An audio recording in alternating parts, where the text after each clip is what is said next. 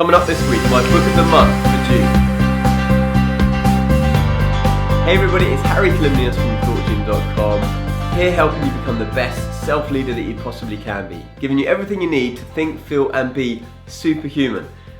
And part of that, naturally, is educating oneself, reading, and just like we've been doing every month this year, I'm going to be sharing with you a book that has touched me in some way, has given me a new way of thinking, a new approach to something, and this month is no different.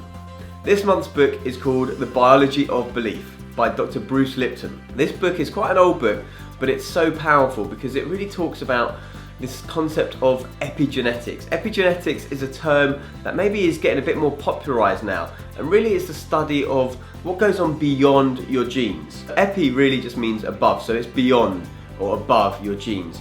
Because a lot of the time we think that we are the victim of our genes, and we might even use that as an excuse. It's that, oh, I have a history of this, or my family tendency is this.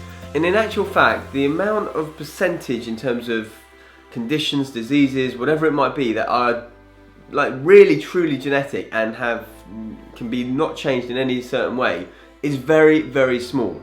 A lot smaller than you might think. Kind of in the region of single digits really in terms of percentages.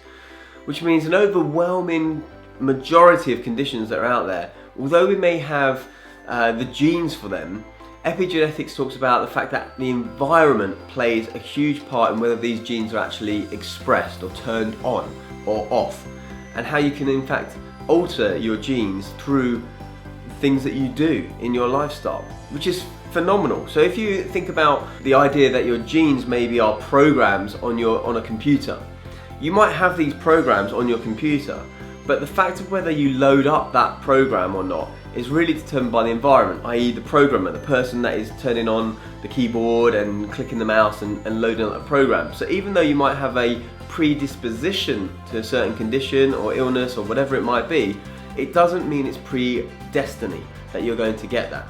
And you can affect how and whether at all that gene is expressed. This is really, really liberating and really, really important to understand. Because once you understand that you have more control over your body and what happens to it than you previously thought, it gives you the power to make different choices and changes in your life so that you can then live out the life that you really want to. This book was written many years ago. In fact, it was written before the field of epigenetics was probably even really called epigenetics. It was before people really started accepting this as a worldview. We often thought that we were the victim of our genes, especially this big hoo-ha around DNA, and everyone got excited about it.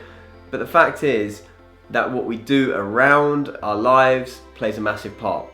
I strongly recommend getting this book. It's going to open your paradigm to a new way of thinking. It's going to help you move from maybe potentially, if you are in a victim mentality of, well, it's just happening to me, I've got this in my genetic makeup, to one of a more empowering and forceful stance so that you can really, really live the life that you want to live. Like I said, this is a fantastic book and one that really, really shifted my paradigm, and you're going to get a lot of information out of it. It's a pretty easy read, it is not technical, you don't need to be a scientist, you don't need to have a degree or anything like that to read it. The Biology of Belief, I believe that biology is really going to come into the forefront in the next few decades, and I think for you, for me, for people that you know, reading this book is really going to help you understand just how important a part you can play in your own genetic expression. That is it for this week. Please do remember to share this, subscribe, and leave any comments below, especially if you've read this book. What do you think of this book? Are you going to buy this book? Please do let me know. I love interacting with you, and I hope to see you very, very soon. Until next week, remember to do what you can to think, feel and be superhuman.